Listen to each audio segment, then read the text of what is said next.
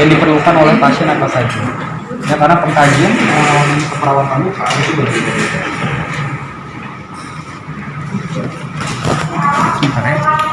Perawatan lukanya kita harus tahu kira-kira pasiennya itu datang ke UGD atau ke klinik atau ke puskesmas tempat kita kerja, dia memang pasien baru atau pasien lama. Kalau pasien lama pasti dari riwayatnya sudah luka berapa hari gitu ya. Nah, apalagi kalau pasien dengan luka gangren pasti ada riwayatnya, luka gangren derajat berapa dan bagaimana dia kontrol lukanya, apakah rutin atau tidak. Nah, atau mungkin dia rutin tapi tidak di tempat kita kerja gitu ya. Itu harus kita ketahui. Kemudian kalau misalkan pasiennya memang Anda kerja di IGD nanti ya, praktik di IGD, pasiennya baru habis kecelakaan, pasti dia luka yang sifatnya adalah akut, luka terbuka, luka kotor. Artinya harus kita bersihkan dulu di awal gitu ya. Nah, kemudian setelah itu kita lakukan prinsip-prinsip untuk menjaga diri atau melindungi kita dulu ya. Kita gunakan APD, cuci tangan dan menggunakan handscoon bersih gitu ya. Nah, kita persiapkan dulu perlapnya, kita alaskan di bawah.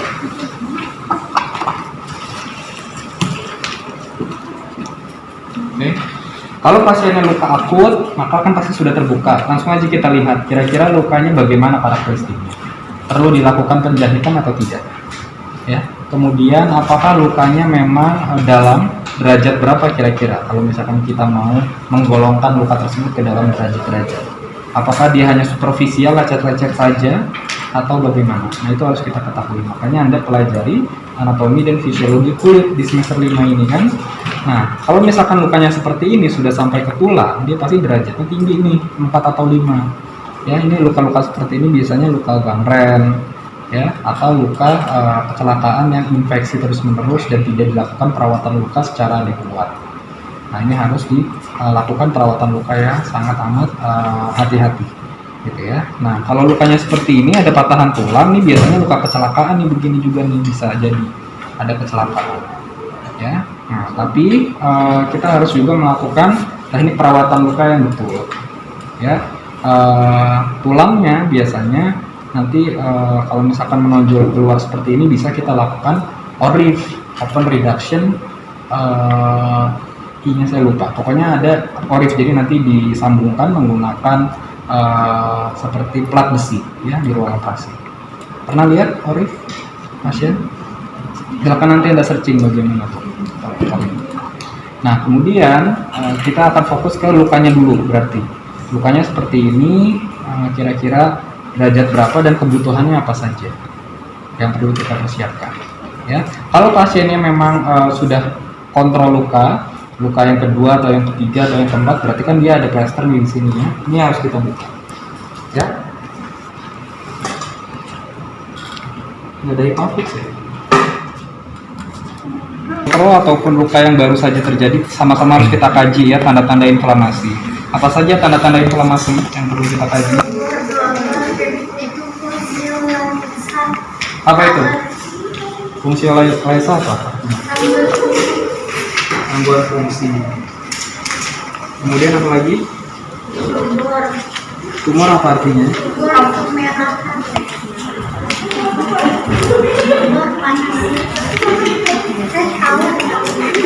Ayo apa? Color itu apa? Ada perubahan warna. Tumor apa? Bengkak. Ada pembengkakan. Ya, pokoknya semuanya harus kita kaji. Kita harus dekatkan bengkok ya, bisa di sini atau di sini ya. Anda sudah semester 5 berarti harus bisa di luar kepala mendekatkan bengkok. Mendekatkan bengkok harus dengan sisi ininya ya. Ini dibuat bukan tanpa alasan. Kalau Anda begini, dia pasti akan cenderung mudah jatuh ya. Jadi kalau mendekatkan bengkok berarti harus sisi lengkungannya yang Anda dekatkan ke tubuh. Oke. Kemudian kita buka dengan pinset anatomis ya. Nggak ada pinset anatomis ya, nggak saja di pinset anatomis ya. Bisa Anda basahi dulu dengan kapas alkohol swab, disobek, Anda buang, basahi di sini ya supaya tidak sakit.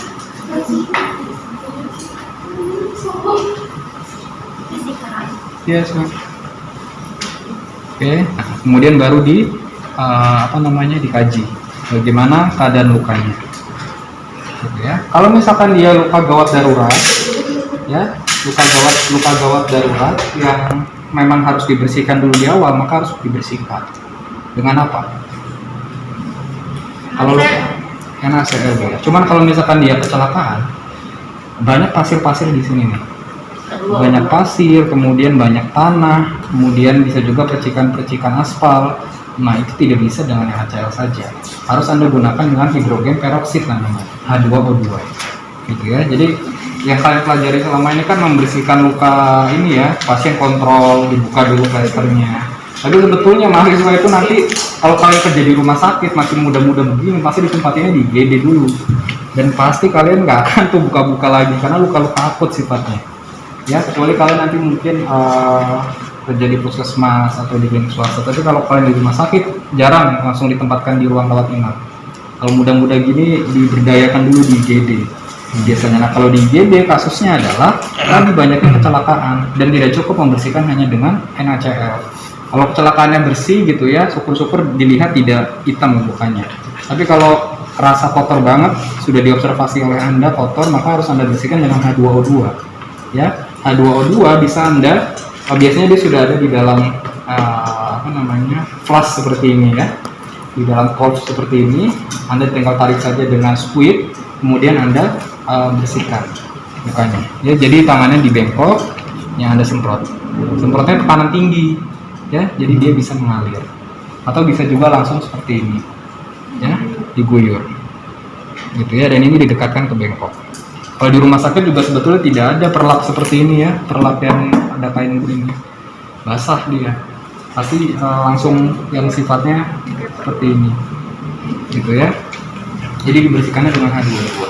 Kalau mau dibersihkan dengan NaCl ya berarti langsung juga disemprot. Semprotnya tekanan tinggi biasanya kalau kotor ya, dengan squid. Jadi tidak ada lagi tuh dibersihkan pakai kasa dibasahin, dibersihkan gitu ya, karena di daftar delikatnya seperti itu ya. Nah, itu luka-luka yang bagus, luka-luka yang sudah kontrol. Cuman kalau luka-luka yang akut bagaimana? Kalian kerja di IGD atau di klinik juga sering kan luka-luka yang baru saja terjadi. Nah, itu harus kalian tahu bagaimana perawatannya. Ya, jadi memang sama, tapi dibersihkannya tidak hanya dengan NaCl atau kapas yang dibasahi. Gitu ya. Kapas dibasahi, dibersihkan itu juga nggak salah, itu betul. Tetapi tidak semua luka dibersihkan awalnya begitu, tidak semua luka seperti itu. Ya, oke.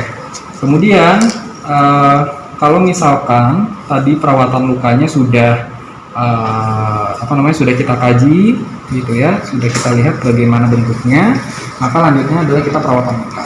Ini saya mengikuti daftar pilih kalian ya. Tapi kalau tadi kasusnya di IGD, maka harus kalian lakukan seperti itu. Bersihkan dengan H2O2 dengan tekanan tinggi.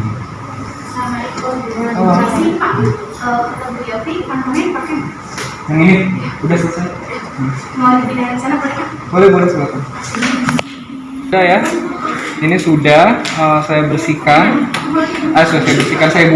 Saya buka plasternya. Kemudian saya harus copot sarung tangan kaki ini, karena saya nanti mau pakai sarung tangan steril.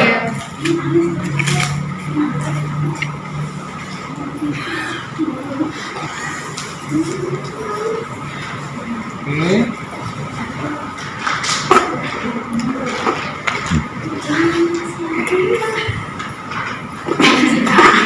Oh iya, silakan.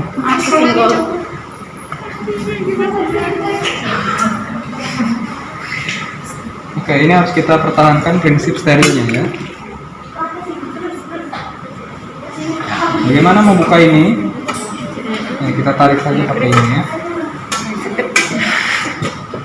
Nah, sekarang sudah tidak ada orentang. Berarti harus Anda pakai apa? Sarung tangan steril. On off ya. Ini feeling saya dia kesek. Ya udah Pak, tadi Pak. Saya pakai ini aja ya. Iya, Pak. Susah. Saya udah praktikum ini berkali-kali, pasti selalu udah bekas ya, udah bekas. Astagfirullahaladzim. Kamu maunya Pak, sebenarnya itu komnya itu letakkan mereka ke atas kan? apa? Itu komnya. Ini Iya. enggak kok begini emang. biar bisa diambil seperti itu loh Pak, maksudnya. Iya. Pakai kainnya Pak, pakai kainnya. Pakai duknya. Oh, Anda ngambilinnya pakai duknya? Iya. Kalau dia macamnya ke atas gitu loh Pak. Nah iya. Oh, maksud Anda begini ya? Iya. Sepengalaman saya di rumah sakit, dia ini kan apa sterilisasi manual ya begini ya, dia pasti selalu tengkurap sih.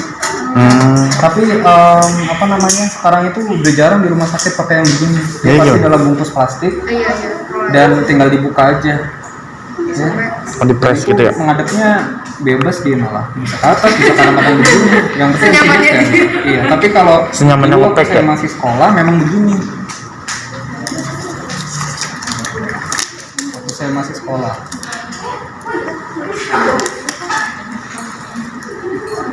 Ya kalau kalian nanti ujian praktikum ya, baru saya tuangkan NaCl. Kemudian povidone iodine. Biasanya sarung tangannya kan ini ya, apa namanya, dua sepasang saya jatuhkan di sini yang satunya. Ini di sini, ya. Emang nggak susah apa ngambil pakai ginian? Susah nggak? Susah. Enggak, karena dia ada ke atas ya. Oh kalau ngadep ke atas gampang. Kalau Terus? kita kurang kayaknya susah deh saya. Nah, ya udah. Kemudian saya mau pakai sarung tangan steril satunya lagi. Nah, ini kalau misalkan dia baru, apa namanya? Oke. Kemudian apa namanya? Kita baru kalau sudah selesai semua, sudah siap semua, baru kita bersihkan.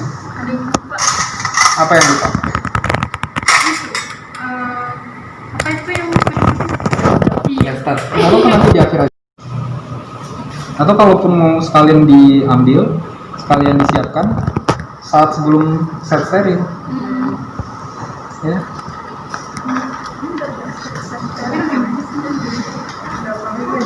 Oke. Nah di rumah sakit ini juga udah jarang nih yang namanya kasa kotak-kotak gini. Ya, karena kenapa? Karena memang dirasa tidak efektif untuk membersihkan luka. Bagaimana terus cara membersihkannya? Membentuk kasanya. Biasanya dia bulat ya. Udah jarang dia kotak sekarang. Oke, ini boleh dengan 2 pinset Anda bersihkan, boleh juga dengan 1 pinset. Ya, Anda bersihkan bagian luarnya dulu, kemudian bagian dalam. Boleh. Oke, kalau mau 1 pinset, maka Anda harus apa namanya? Mengira-ngira kira-kira nanti mau tangan yang sebelah mana Anda memegang pinset anatomis. Ya. Oke. Tadi pinset chirurgisnya kita tinggal. Oke. Kemudian kita bersihkan di sini.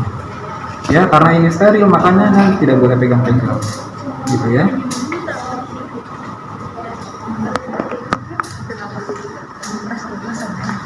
Oke, kita bersihkan. Pak, kalau dikeringin dulu semuanya boleh nggak? Boleh. Kenapa enggak? Dingin aja. Terus Anda taruh sini kan? Iya. Ya saya tahu. Dosen-dosen sini ngajarinnya gitu. Iya Pak. Piringnya taruh sini, ya ampun, udah kayak pantai.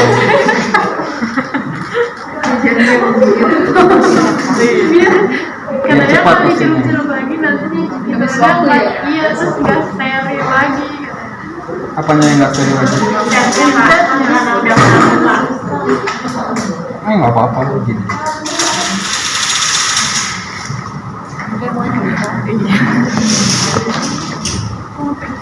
Cuman memang Anda harus mengestimasi ini ya, apa namanya, kasa. Kemudian kalau Anda sudah melakukan ini di awal, maka upayakan lakukan secepat mungkin ya. Nah, kalau Anda mau seperti ini nggak apa-apa sebetulnya, cuman ada beberapa kondisi di mana apa namanya, kondisi penyerapan kasanya tidak optimal ya, makanya dia harus satu-satu. Tapi kalau mau seperti ini juga tidak boleh, tidak apa-apa gitu ya. Jadi apa namanya, Anda kasanya ini kalau misalkan Anda terlalu lama pun ini dia bisa kering ya, bagian bawah atau atasnya. Jadi kalau kayak gini juga nggak masalah. Ya, Anda ambil, terus Anda bersihkan bagian dalamnya. Kalau prinsipnya membersihkannya boleh dengan cara apapun. Yang penting Anda pilih salah satu, mau sirkuler atau mau distal ke proksimal ke distal. Ya, nah tapi yang paling sering adalah menjauhi tubuh. Ya, Anda bersihkannya bisa seperti ini kan. Ya, oke. Kemudian Anda balik sisi lainnya. Dua. Jadi kalau membersihkan luka, walaupun Anda sudah menjaga prinsip steril sedemikian rupa misalkan ya, nah, tapi kalau Anda begini bersihkannya, ini adalah hal yang salah. Ya, terus ini jangan pegang-pegang ya, jangan bolak-balik. Jadi hanya sekali. Ya. Gitu ya. Nah, kemudian kalau misalkan ini dibuang tadi ya, Anda mau membersihkan bagian dalam. Iya, silakan. Kalau misalkan Anda mau membersihkan luka bagian dalamnya, boleh secara sirkuler. Karena ini luka gangren misalkan. Kalau luka gangren kan dia ada plusnya, maka harus ada sedikit penekanan, ya.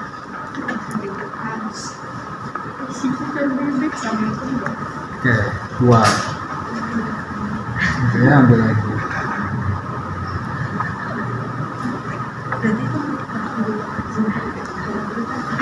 Dua. Boleh juga secara sirkuler. Kalau sirkuler berarti dari dalam keluar, ya, seperti ini.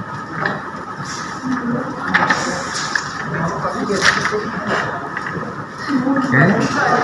Nah, kalau membersihkan lukanya sudah semua dengan NaCl ya, baru kita gunakan povidone iodin. Mau povidone iodinnya mau diperas dulu juga boleh, tapi biasanya dia kan cuma sekali ya.